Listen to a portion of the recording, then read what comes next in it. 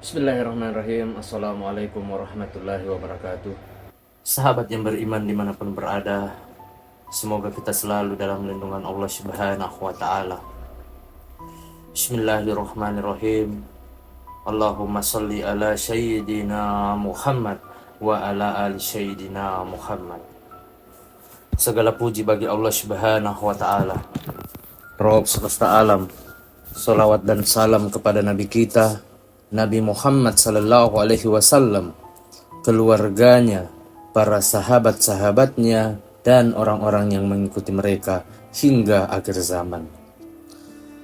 Kembali lagi di channel Map Official Channel, di mana pada kesempatan yang mulia ini, di akhir-akhir Ramadan, di 10 terakhir Ramadan di bulan ini, saya mencoba membahas tentang sejarah puasa Ramadan, asal-usul dan perkembangannya dalam Islam.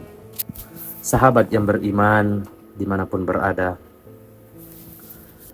puasa Ramadan merupakan kewajiban bagi setiap muslim yang memenuhi syarat untuk berpuasa selama 1 bulan penuh.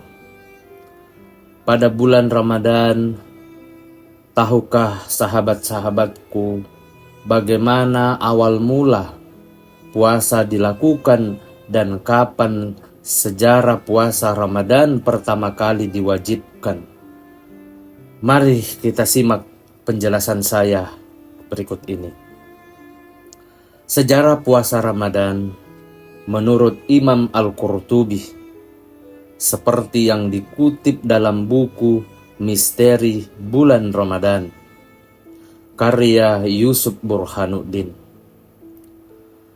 menyatakan bahwa Nabi Nuh alaihissalam adalah orang pertama yang berpuasa pada bulan Ramadan. Nabi Nuh melakukannya setelah turun dari bahteranya setelah badai menghantam negeri kaumnya. Sahabat yang beriman, puasa pada zaman Nabi Nuh dilakukan sebagai tanda syukur kepada Allah Subhanahu wa Ta'ala atas keselamatan dirinya dan kaumnya dari badai dan banjir. Sementara itu, saat Nabi Muhammad sallallahu alaihi wasallam tiba di Madinah pada masa hijrah, beliau melihat orang-orang Yahudi juga berpuasa pada tanggal 10 Muharram. Muhammad kemudian bertanya kepada salah satu dari mereka tentang alasan berpuasa. Dan orang Yahudi menjawab bahwa mereka berpuasa sebagai bentuk syukur karena Allah Subhanahu wa Ta'ala telah menyelamatkan Nabi Musa alaihissalam dan kaumnya dari serangan Fir'aun. Nabi Musa alaihissalam kemudian berpuasa pada hari 10 Muharram sebagai bentuk syukur kepada Allah Subhanahu wa Ta'ala.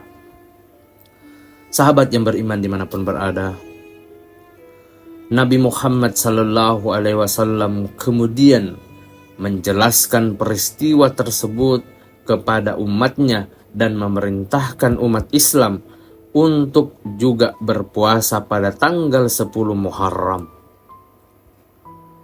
Awalnya siapapun yang ingin berpuasa boleh melakukannya, dan siapapun yang ingin membatalkannya puasanya diperbolehkan dan hanya perlu menggantinya dengan memberi makan orang miskin. Namun akhirnya Allah Subhanahu wa Ta'ala memerintahkan seluruh umat yang sehat dan tidak dalam perjalanan untuk berpuasa dan tidak boleh memilih untuk berbuka hingga matahari terbenam. Sahabat yang beriman, bagi mereka yang lanjut usia masih diberi atau boleh memilih untuk berbuka hingga matahari terbenam.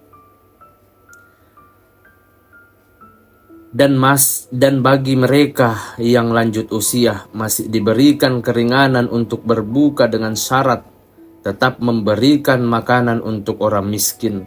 Hal ini disebutkan dalam ayat yang tertulis yang artinya, barang siapa di antara kamu hadir di negeri tempat tinggalnya di bulan itu, maka hendaklah ia berpuasa pada bulan itu. Sahabat yang beriman dimanapun berada, sebelum turunnya ayat yang mewajibkan puasa Ramadan, umat Islam biasa berpuasa wajib pada tanggal 10 Muharram atau yang dikenal dengan hari Asyura. Pertama kali diwajibkan untuk berpuasa oleh Allah Subhanahu wa Ta'ala bagi umat Islam terjadi pada tahun kedua Hijriah saat itu. Nabi Muhammad sallallahu alaihi wasallam baru saja menerima perintah untuk mengubah arah kiblat dari Baitul Maqdis Palestina ke arah Masjidil Haram Makkah. Sahabat yang beriman dimanapun berada, namun pelaksanaan puasa Ramadan yang diwajibkan bagi umat Islam dilakukan secara bertahap seperti yang disebutkan dalam Al-Quran dan hadis Nabi Muhammad SAW. Ayat yang menjadi dalil kewajiban puasa Ramadan terdapat dalam Al-Quran, yaitu surat Al-Baqarah ayat 183.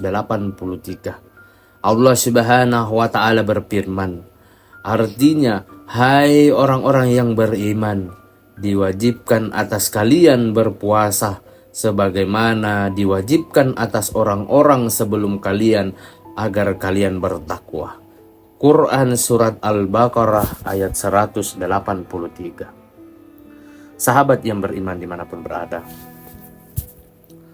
mengapa jatuh awal dan akhir Ramadan selalu berbeda? Tentu ini menjadi pertanyaan bagi kaum muslimin. Mengapa jatuh awal dan akhir Ramadan selalu berbeda? Perbedaan waktu awal dan akhir Ramadan terjadi karena perbedaan cara penentuan kalender Hijriah yang digunakan oleh masing-masing negara atau wilayah. Kalender Hijriah didasarkan pada peredaran bulan, sehingga awal dan akhir bulan Ramadan tergantung pada observasi bulan sabit atau perhitungan astronomi. Sahabat yang beriman dimanapun berada, semoga kita selalu dalam lindungan Allah Subhanahu wa Ta'ala. Beberapa negara atau wilayah menggunakan metode observasi langsung bulan sabit untuk menentukan awal dan akhir Ramadan, sementara yang lain menggunakan perhitungan astronomi berdasarkan kalkulasi matematika yang rumit. Karena itu, ada kemungkinan perbedaan waktu antara negara atau wilayah yang satunya dengan yang lainnya.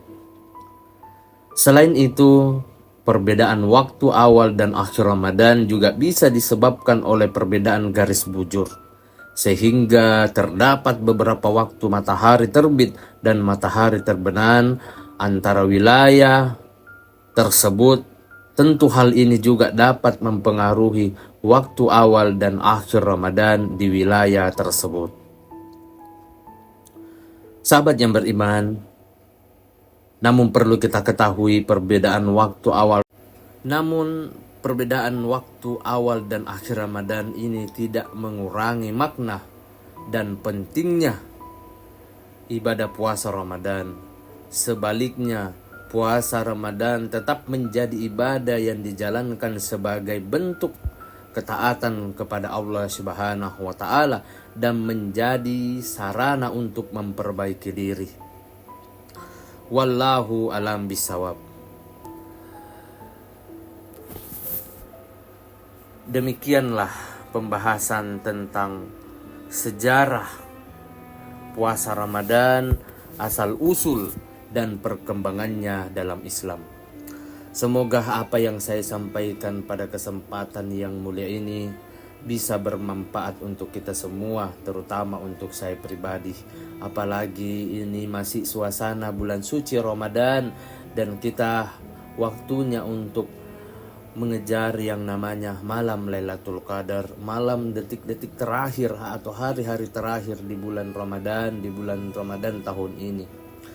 Semoga apa yang saya sampaikan pada kesempatan yang mulia ini bisa bermanfaat untuk kita semua. Akhir kata, mohon maaf apabila ada salah kata atau ucapan dalam video ini. Perlu kita ketahui bahwa kebaikan, kebenaran itu hanya milik Allah Subhanahu wa Ta'ala.